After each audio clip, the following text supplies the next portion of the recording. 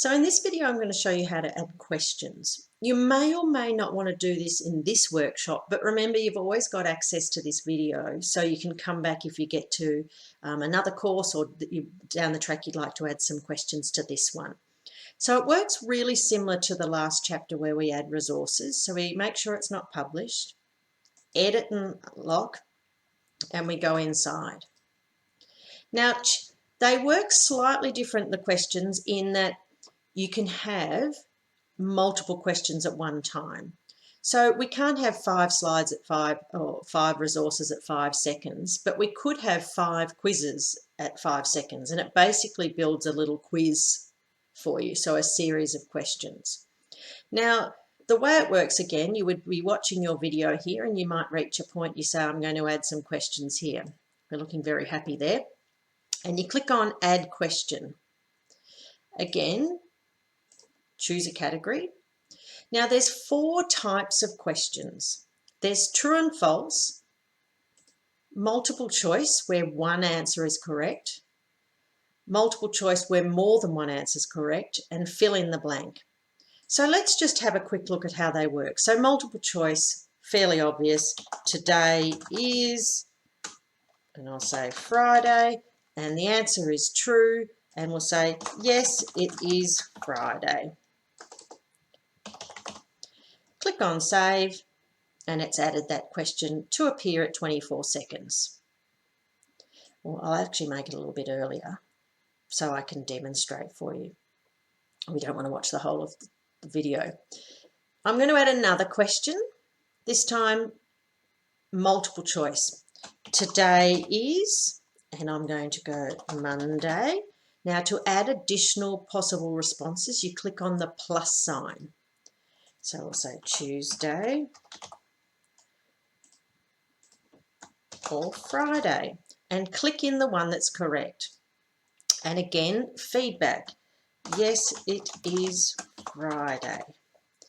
And here we can have some, all of them you've got the opportunity to say how many attempts. So if the learner doesn't get it right, we could say we'll give them a second try. You can choose as many as you want. Click on Save.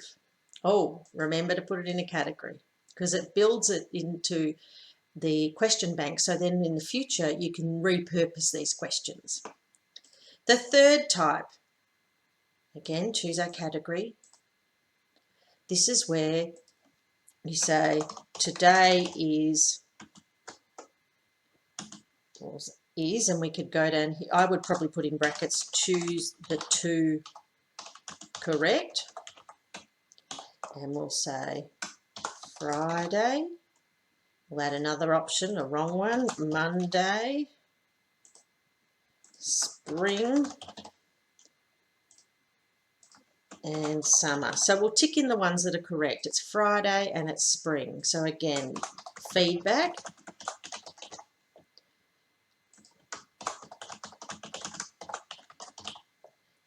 And again, I would probably put a couple of choices. And the last one, a little trickier to set up, but really powerful because the last one is the fill in the blank option. Again, make sure you've got a category. Why this is so powerful is the learner has to put something in. So if you're anything like me, for instance, I've been doing Duolingo, which is a French app where I'm trying to learn French. And I know the multiple choice I often get right, but when they ask me to type something in French, that's where I really get tested. So the way you do this is you type today is, and you put a square bracket and type the word blank. And what the learner is going to have to do is fill in that blank. And we could do as many as we want. We could do today is blank and the weather is blank. Now, down here, we put in the words we'd accept. So we'll say Friday. Now, we're assuming we've just taught them today is Friday. If there was an alternative you'd also accept, you just do comma and say I'd also accept spring. Now we click on Save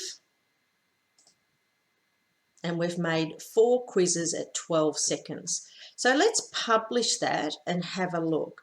Now, like I say, for the purpose of today, you might not want to add quizzes. Feel free to have a go if you've got some time, but it is a really fantastic way to get that engagement with your learner and really test their acquisition of the knowledge and competency along the way. So we'll go into here. Really feel sorry for We're everyone watching down there. it. It's just The learner would be watching I ring this. every day about There's 5 their different annotation people, that we put up in the last session. Hello. I've now registered for a company to send care packages. And here we go. The learner now has 4 questions and they get told there's one of 4. Today is Friday. True. Correct. Yes, it is Friday. That's the feedback I put in. Today is Tuesday. No, but you have another attempt, so we'll go Friday. Yes, correct. Choose the 2 that are correct. We'll get them right for the purpose of now. And then here's the today is. Now, as I say, I really think this is a great way to test your learners. It really pushes them to have to actually get involved and actually recall the information. Click on answer and they get that feedback. So very quickly, we added a way to test our learners, and sometimes a multiple choice or a true or false might be really obvious, but it does a couple of things. It stops the learner from having to passively watch something or potentially go and cook dinner and come back and get to the end. But it also is a trigger to the brain to say, this is an important thing. So it's just, of all the stuff we've been learning, it just is a reminder to the brain, bring it to the forefront. This is something that I should be taking away from this. So adding questions, a really powerful part of the VidVersity platform and an important part of the designing of online digital learning.